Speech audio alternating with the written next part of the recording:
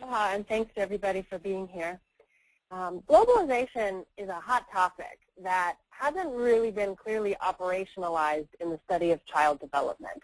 And my lab group and I are setting out on studies of globalization in child development, actually that have been ongoing for several years, in which we're trying to say what we mean by global effects on children and how these are affecting child development using specific psychological variables that I'm going to tell you about today. So the question is, how do we operationalize this for the study of child development? My group is looking at culture and development by focusing on people's daily routines, their activities that they do every day, and their goals and values for children's development.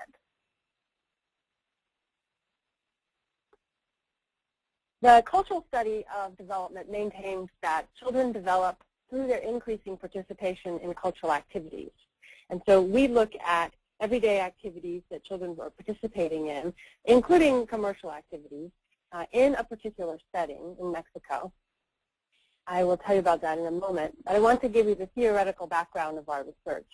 So Greenfield's 2009 theory, it's a theory of social change, and it posits that sociodemographic forces like commerce, urbanization, and technology all move human development in the same direction, so toward greater independence in social development, toward more abstract thinking in cognitive development, and toward more innovation in creative activity. So together with Greenfield, I'm investigating the effects of sociodemographic changes on child development. So we're looking at shrinking family size, the increase in schooling, and families' involvement in local and global commerce. What we're seeking to do is connect cultural changes at the macro level to exosystem and microsystem changes. So when we talk about cultural changes at the macro level, we mean economic changes, a shift from farming to commerce in our case, cultural changes such as sociodemographic shifts toward the increased value of schooling and shrinking family size. We're seeking to connect those changes to exosystem and microsystem changes. So if the parents are involved in commercial activities where they used to be farmers, we want to know how the shift to commercial activity is affecting children in the microsystem. And we also want to know how children's involvement in local and global commerce affect their development. So the processes that we examine are how children are learning at home, what's apprenticeship style like at home, and how children represent patterns in a pattern representation paradigm that we use. We look at how they're able to do cognitive abstraction and how they're able to deal with novelty. So the ecocultural setting for our work is Navenchauk. Navenchauk is a Xenocantec Maya hamlet located in the highlands of Chiapas, Mexico, which borders Guatemala. And we've been engaged in a longitudinal study that goes back to 1969. We've been following families and their descendants for 3 generations. So we have grandparents, parents, and children in our current studies, work we're doing in the village now. And the families there are involved primarily in either commerce, farming, so they're agrarian, or commercial activity. But the shift to commerce was not all at once. So in the first phase of our research, going from the first to the second generation, we looked at the effects of transitioning from agriculture to local commerce. But in the 90s, when the culture was shifting gradually to commerce, it was not 100%. So some families were still doing farming to survive. And so we were able to compare what it was like in 1969 when everybody was a farmer to changes across the culture, across the community in the 90s, where some people were involved in local commerce and some people were still farmers. But by now, in 2012, a generation later, all the families are involved to some degree in the local economy. It has been a shift to a money economy, and farmers must be involved in the money economy now. There's no more trading or bartering going on. It comes down to money. But some families are also involved in the global economy. And so some families are growing flowers and are shipped to the United States in flower markets such as Dallas, San Francisco, New York. And some are involved in shipping other commodities to the United States, for instance, woven designs that they create and ship out. But the global economy is also bringing goods to them. And there have been sociodemographic shifts. So as I mentioned, a generation ago, family size was much larger. And in the 90s, people were still having, on average, about 10 children, whereas the generation before that, it had been higher. They had about 12 surviving children. And in 2012, we have found family size is shrinking, continues to shrink, and many families now say they would like to have 3 to 4 children. We'll be collecting data in 2012, specifically look at variables about the sociodemographic shift, how people are involved in commerce, shrinking family size, and also the rapid influx of girls into school, which is something that has happened over the past 17 years, since 1995. This is Mountain Chowk. It's a village of about 4,500 people, being from the Pan American Highway in Mexico. The Pan American Highway is the major artery of tourism and commerce in Latin America. And the highway, the old highway, used to go right past the village. There is a new highway that was constructed and completed about 6 years ago. And the new highway doesn't go past the village. So villagers have been, some of them have been pushed into working in the local commerce in the outskirts of San Cristóbal de las Casas, which is a colonial city about a half an hour away from this village. But they have continued to pursue entrepreneurship and stay involved, not only in the local economy, but as I mentioned, some in the global economy. I first went to the village in 1995 to learn Socio Maya. All of my interactions in the village are conducted in Socio. And I learned to weave because I was getting involved in the analysis of the data to compare the first and second generations. And so as I learned to weave and learn Socio, I was able to help analyze those data and then did some structural equation models to show some of the differences that I'll be telling you about. I learned to weave, and I learned to make tortillas, kneeling by an open fire, and I learned to carry firewood hanging from the forest for my head. And so at that time, those were the major things that Vinacantec women did, except for having a family. And they even asked me if I might be interested in that. And said, well, you're one of us. Why don't you stay and do that? And I told them my mother would miss me, so I had better go back home, but that I would certainly be back to visit. And I have gone back every 1 to 3 years to collect data. So I have been closely following transition to the global economy and the sociodemographic shifts, such as schooling. So I wondered how this young woman here, Rosie, had learned to make tortillas. And in my 95 work, I was noticing a lot of sibling caretaking with large families, 6 to 10 children per family surviving at that time on average. There were many children of different ages able to help take care of the younger siblings. And I also noticed there wasn't a lot of adult didactic teaching going on. And so what I found is that siblings, such as this girl here, were, in the context of sibling caretaking, teaching younger siblings, 2- and 3-year-olds, how to do everyday kinds of things. So the children in the village were not learning everyday tasks from their parents. Parents were busy working. But parents supervised sibling caretaking, and siblings were learning from each other how to do these kinds of things. And so this 8-year-old has set up this fire. She cut the wood with a big knife, set up the fire, lit it, got it going, and now I have a video of this that I won't show, but the photograph shows that she's preparing this cornmeal to make some tortillas, and this is just for play. So another point to make in this slide is that there is enough money now. Their standard of living has increased a little bit so that they can waste a little bit of flour. It's not a problem for them to use a little bit of this corn flour for making tortillas in the context of play. The tortillas they make will not be eaten, but they have enough where they're able to do that. So this is an example a sibling teaching in the context of sibling caretaking.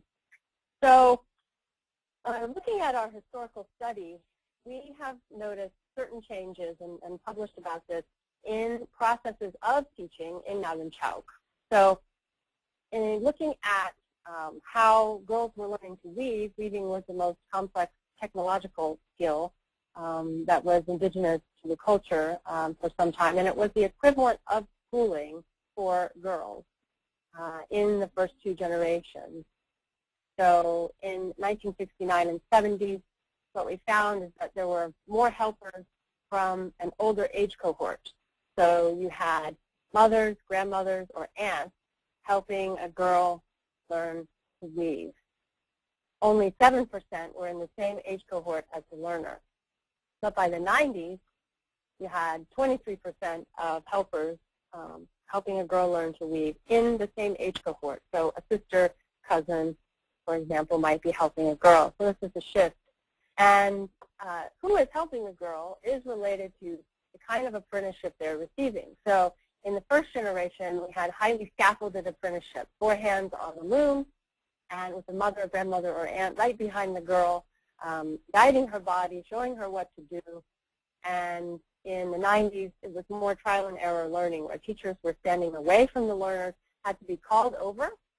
And so learners were often having to figure out how to do the activity on their own, how to do the weaving on their own.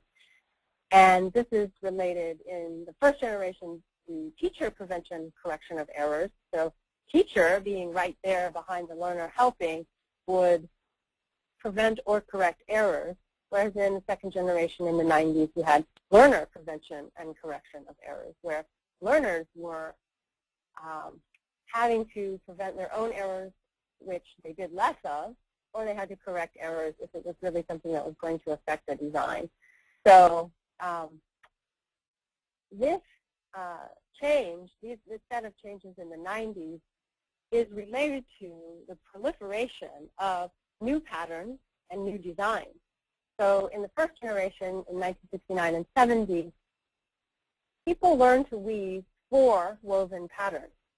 There was very little to no variation. Everybody wore the same 4 woven patterns, and they all looked the same unless you looked very, very closely. You started to see a little variation around the edges of a shawl, for example, whereas in the 90s we started to see vast proliferation of patterns.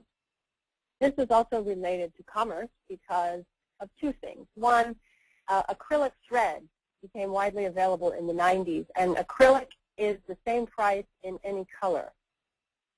Whereas in 1969 and 70, they only wove in cotton and wool, which are both expensive, and dyed cotton and dyed wool cost more than the plain colors.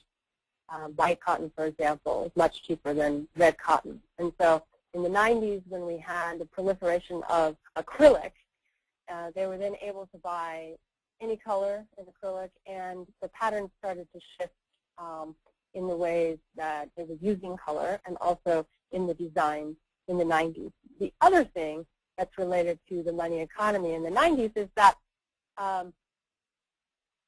women and girls started getting involved in the entrepreneurship of fashion. Before the money economy, there was no fashion. Fashion is part of a money economy, and in a money economy, you try to always create something new. I think we're familiar with that. In the United States, we see fashion lines changing every season, if not more often. Sometimes there are sub-seasons. And so this was happening for the Xenocan text as well. When the money economy came, girls and women saw a way of getting involved, making designs for the next fiesta. And so they aren't really marking seasons in the weather or seasons of fashion, but the village-wide festivals to celebrate the feast days of the various saints. They like to have a new shawl for fiesta, and everyone in the village comes out and goes to the town square, and some of these go on for several days, and it's good to sport your new clothes. And so this became something of value to them, and then we saw the proliferation of fashion. But it's related to the money economy and to this shift in apprenticeship. So when girls are able to learn on their own do this trial and error kind of learning, then you start to see more proliferation of patterns. Sometimes taking a risk in a design or making a mistake can be beautiful, and this is what we started to see in the 90s. So what we concluded from this study of apprenticeship over 2 generations is that teaching is not constant. Teaching is adapted to changes in the ecocultural environment. And changes in the economy affect teaching practices at home. So changes in the macro level economy and the parents' participation in commerce and actually the children's participation in various kinds of commerce were affecting teaching practices, how they were learning in an informal setting at home. As part of this work, we also wanted to understand the connection between the changing modes of teaching on cognitive development. So what are the cognitive variables that we are studying, and how are these related to shifts in the macro level and the ecosystem? So we have a study of visual representation, and theoretically, we want to understand whether we can establish a shift in terms of cognitive representation at the micro level. So we do this with a stick study, we call it. This child is just playing, a 9-year-old just playing randomly in the afternoon with sticks. This was not part of the experiment. But you see a wooden frame, and there are a bunch of colored sticks that she's placing in the frame. And so in the study, what we asked kids to do was represent patterns. And there were some patterns they had seen in designs in the village, and some were novel. So on the left is a representation of one of the patterns. So this is a representation of the shawl pattern: red, red, white, red, red, white, white, red, red, white, red, red, white, white, red, red, white, red, red, white, white. And this would be a familiar pattern. And green, yellow, green, yellow, green, yellow is a novel pattern. And we wanted to see how they would represent these patterns. So we present them with a shawl and say, you know, how do you represent this using a stick? And the variable is whether they do a line-by-line representation, so 2 thin red sticks to represent these 2 thin red stripes, or do they use one wider red stick to represent this, 2 red stripes here, because this is wider than the white stripe that you see. And so a person doing a line-by-line construction would set up 2 thin red sticks, and then 1 thin white stick, 2 thin red sticks, 2 thin white sticks. But if you were doing a more abstract representation, you would use the wide red stick, then a thin white stick, a wide red stick, a wide white stick, for example. So this is an example of a familiar pattern. This one is a novel pattern, the green, yellow, green, yellow. And all we're varying here is novelty, but the sticks would be thin sticks in this case. These are novel patterns for sure. So we have 3 lines of green, green, green, green, yellow, green, green, green, yellow. And we wanted again to see how they represented this. Would it be line by line, or would it be abstract? But also, how would they deal with this novel pattern? Would they be able to replicate the pattern, and would that vary according to involvement in commercial activity? And here is the red, red, green, red, red, yellow, red, red, green, red, red, yellow.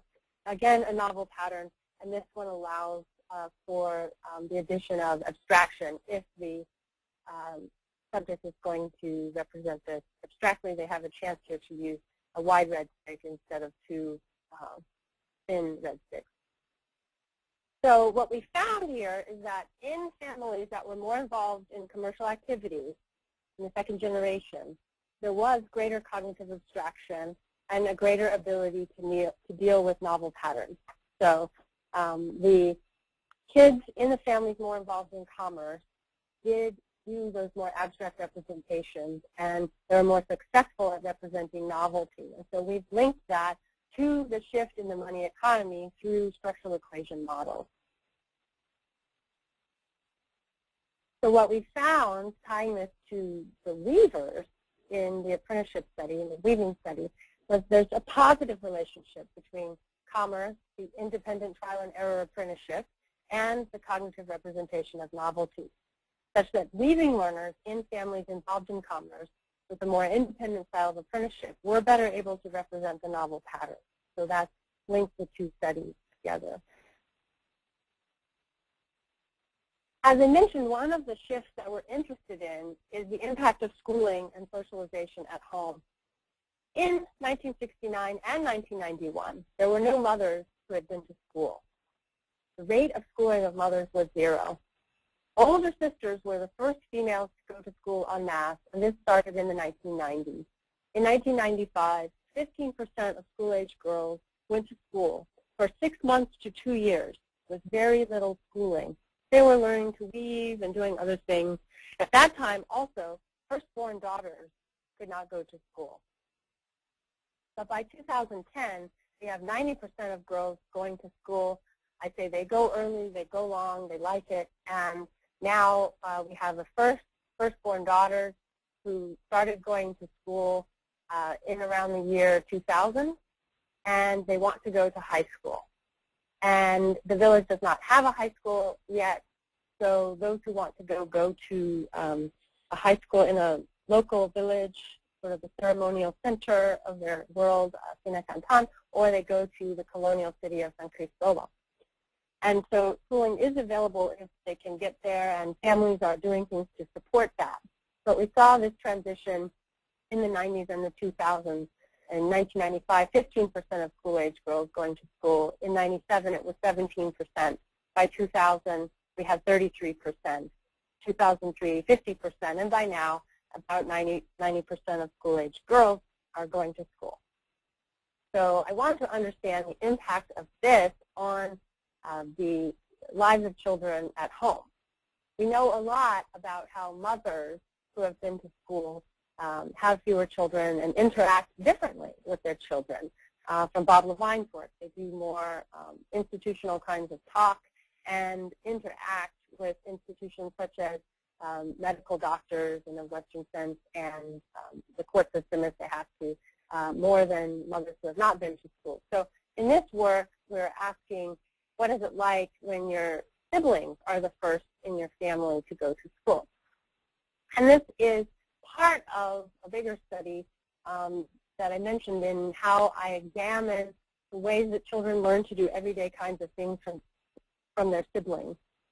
And we link this to the changes in the increase in schooling, the perceived value of schooling. And so what I'll show you is a little bit of data on the impact of schooling on the everyday sibling teaching at home. So in my study, I've examined how children teach younger siblings to do everyday kinds of things. Here we see 2 girls teaching a little boy to wash in the upper left. Here, a boy teaching a girl to make tortillas in the upper right. A girl teaching a younger sister to hold a baby doll in the lower left, and sisters teaching a boy to buy and sell soft drinks here in the lower right. And so what I found is that as the children were growing up, this is a girl from the previous slide who was being taught to make tortillas by her brother. Now she's teaching her younger sisters to make tortillas 6 years later. What I found is that the kids in the youngest group, 3 to 5-year-olds, these were siblings 3 to 11, and the 3 to 5-year-olds were not very good at being teachers. And you might suspect that. Teaching involves a bit of perspective taking, knowing what a learner knows and doesn't know in order to teach someone how to do something. And so 3 to 5-year-olds did not do a lot of these discourse variables that are related to teaching. Talk with demonstration means demonstrating a task and narrating it while you do it, and you see the 8 to 11-year-olds were doing the most of that. Commands, giving explicit instructions, commands on doing the task, giving explanations was done by the 2 older groups, the 6 to 7-year-olds and the 8 to 11-year-olds.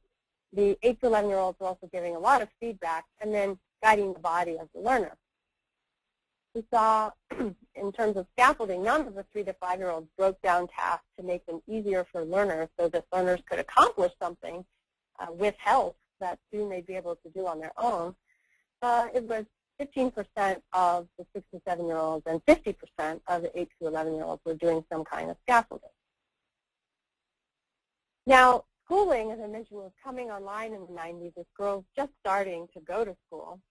And I wanted to understand how the model of learning and teaching that happens at school is related to how children are teaching siblings at home. Models of teaching imply also models of social organization and activities. So in the Zinnick and Tech model, there's observation of socially useful tasks. You have to observe something before you get to do it yourself. In the school model, there's observation of cognitive skills tasks. So you observe a teacher doing tasks that are related to cognitive skills, usually math and literacy in the early years. A lot of that is emphasized. The Zinnick and Tech model emphasizes contextualized talk. So you wouldn't talk about a task unless it were actually going on. You wouldn't talk about weaving, for example, unless someone was leaving. Decontextualized talk is the hallmark of schooling. In school, we learn to talk about people, places, and things that are not present in time or space. And so there's a shift if you're going from the Zinnick and Tech model at home to the school model in all of these aspects of learning. In the Zinnick and Tech model, you see bodily closeness with nonverbal teaching. As I mentioned in the weaving, we saw a lot of that. But school emphasizes distance with verbal teaching. And so students have to get good at listening to a teacher and a teacher being at a distance. In the Zinnick and Tech model, there's more than one teacher. Anybody, and this is related to heterogeneous age groups, anybody who knows more than the learner can help. And the kids are in mixed age groups with cousins and siblings all day long in the traditional Zinnick and Tech model. At school, there's typically only one teacher, an authority that children learn to respect, and the groups are homogeneous. In school, we stratify children by age.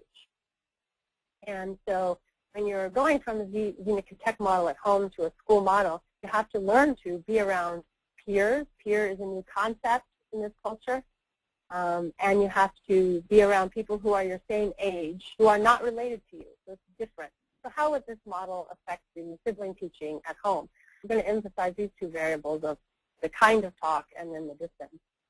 So what I found is that in the school children, the taller magenta bar, there was a lot more explanation, significantly more, whereas the unschooled children didn't do that. They did that significantly less.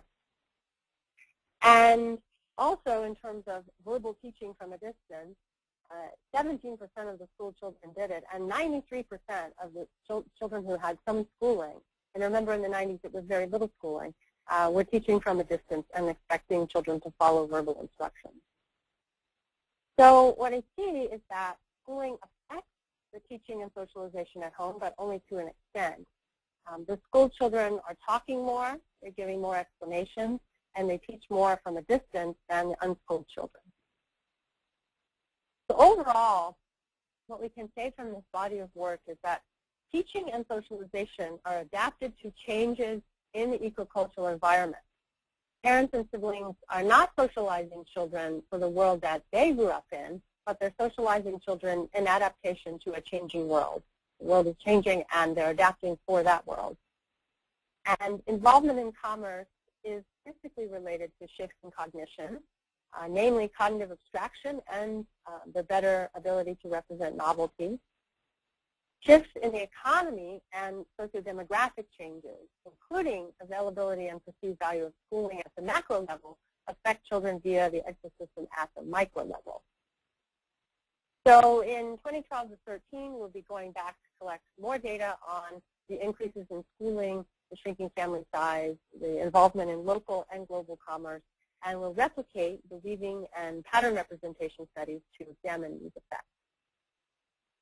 So according to Greenfield's theory, we predict that these sociodemographic changes at the macro level, especially the increase in schooling, particularly for girls, are now going to be the main engines of change in apprenticeship and cognitive abstraction and the ability to deal with novelty. So whereas before local commerce was the engine, now I think that schooling will actually have the biggest effect, and shrinking family size and global commerce will have some effect. So that's all I have for you today. I thank you for your time, and I'd be happy to take questions.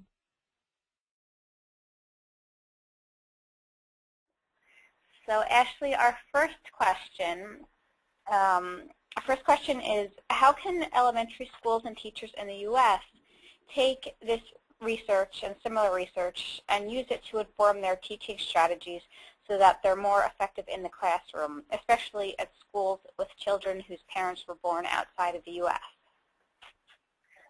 That is a fantastic question, and we actually have a lot of research on helping children bridge the culture between home and school. And so in Patricia Greenfield's work, and I've been involved in some of those studies, we looked at Latino immigrant teachers in Los Angeles, along with their classrooms, which were predominantly Latino immigrant children.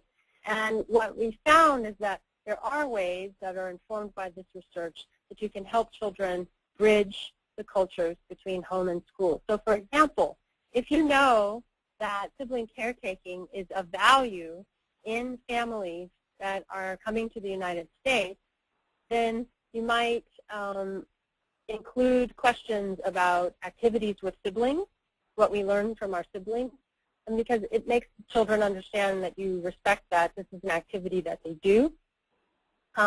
If we know that they're coming from cultures with a more collectivistic value, we understand that knowledge has a social purpose, that we should learn to help each other in our communities, in our families and communities, and that knowledge is not just for its own sake, which is a more individualistic style. So from the Xenokin Tech model, part of it is a value of helpfulness, and so learning and knowledge should be to help others and not necessarily just for one's own advancement, one's own individual knowledge and mind. And so knowing that, then children who are learning to write stories might be asked, tell me about a time that you prepared, breakfast with your family. And they could tell you about the time that they did that, for instance, cooking eggs, and then you could ask them questions about eggs, such as, where do eggs come from, what do eggs look like, what do we use them for? So getting at the more scientific knowledge that we expect elementary school students to understand about eggs, but it's through the pathway of knowledge for a social purpose. So tell me about a time you cooked eggs with your grandmother, for example. And so if you just ask children to tell me about eggs, they might be reticent. But if you go through more collectivistic pathway, respecting family and knowledge for a social purpose, you find out that the scientific knowledge is in their minds, and you can ask them questions about it. But this is a way that engages them more actively and respects their experience. So the other thing related to sibling caretaking that I should have mentioned is that there's a value of helpfulness, and so it might be good sometimes for children to do group activities and help each other with writing stories. They could create little books together, respecting that value of a group activity that comes from sibling caretaking, for example, that we help each other, we share, and let's do this together. I think it would engage children and motivate them in a different way. So those are some of the examples that I can give. Great, thanks. So next question is, in your research, is there a correlation between level of education of the parents and shrinking family size? Not yet. So that may be because there was really no variance in the mother's education. So if the mother's education is 0, then there's no variance there. The fathers did have varying levels of education from some elementary school. Mostly fathers have just finished the 6th grade. 6th grade has traditionally been a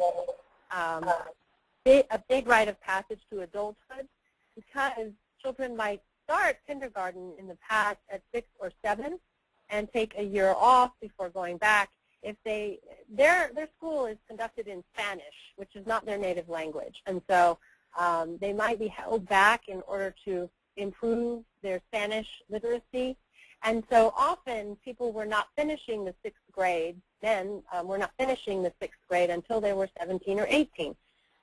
And so that was considered enough, and that was it. And so we had, I think, 2 men in the second generation who had some high school, but it was very rare. And so schooling was not having an effect. In the people who are parents now, there's going to be slightly more variance among the females and slightly more among the males. The 6th grade education was almost universal among the males for a long time, although children were given the choice of not going. So they believe that children have an internal plan for their own development that's going to come out just as it should, and you don't have to provide a lot of stimulation. You just need to provide the correct nurturing environment and training in how to be a good person, for good citizenship and to have moral character and to learn to do everyday things to help the family. But they don't emphasize cognitive stimulation. So, so far, there's not enough variance in the education to correlate that with shrinking family size. When I ask people about why they want to have fewer children, they say that children are expensive today. They cost more than they did in the past because now children need so many more things. If they go to school, they might need a uniform if they're going in the city. If they are going in a village, thankfully the government does not require a uniform because a pair of pants can be a day's wages, and that's just not fair, or special clothes. Also, the children, especially the girls, feel more comfortable in their indigenous clothes, and so it's just not right to ask them to pay money for something that would make them feel immodest and uncomfortable. So it has more to do so far with the economy, and people saying, I would just like to have fewer children to be able to support them and give them the things that they want. Great. Next question is, with more commerce, it seems that there is more economic stability. If this is the case, has more responsibility been put on the parents financially, leaving more room for teenagers to go to school instead of feeling pressure to have to help support the family financially? I'm seeing some of that, and we're going to explore that more in this generation. So, as I mentioned, in around the year 2000, we had the firstborn daughters going to kindergarten, and there were about 2 or 3 of them in our sample. And because in the past, firstborn daughters had to stay home and take care of the rest of the siblings, and most of the other girls growing up didn't go to school either. But now, firstborn daughters can go if there are going to be fewer children and the mother can handle the household chores and activities, and if the father doesn't need help in farming, for example, which, mind you, young children can't really get involved in farming till they're maybe 6, 7, 8. They become cognitively and physically more capable. And certainly in the past, teenage boys and some girls, were involved in different aspects of the farming. So now, when there is more economic stability, they're still living in poverty, but their standard of living is improving somewhat. There's more access to food, greater intake of calories, more protein, and a variety of vegetables. There's access to clean water. They purchase 5-gallon jugs of clean water, and it's very, very cheap. It is affordable for them. Vaccines have made a difference, and the overall shift in the standard of living in Mexico, since about the year 2000, I've noticed a lot of shifts in this area in Chiapas. So they're still in poverty, but it is getting better. And we do see, I would say, the first teenage rebellion and hiding things, and teenagers getting to explore more options. And so really it's the birth of adolescence in this group that we didn't really see before. I mean, of course, you had some talking back, and yes, there were some secret sweethearts in the past, as you might expect, but today I'm seeing a lot more hidden stuff, rebellion, sneaking of makeup, sneaking of sometimes beer and these things. And this is not widespread.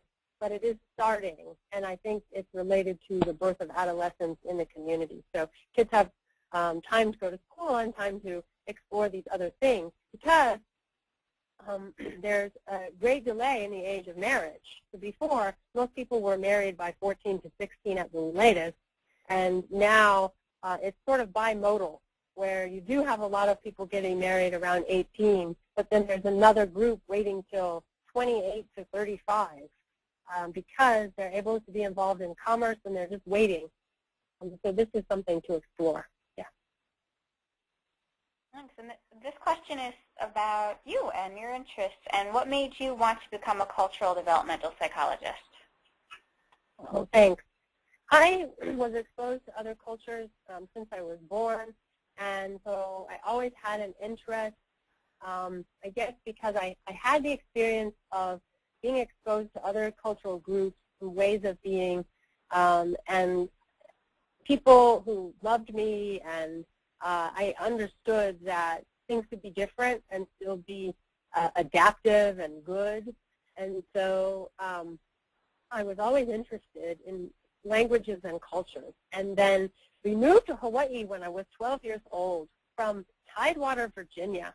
I had been born in Florida. We moved to Washington, D.C., and then Newport News, Virginia.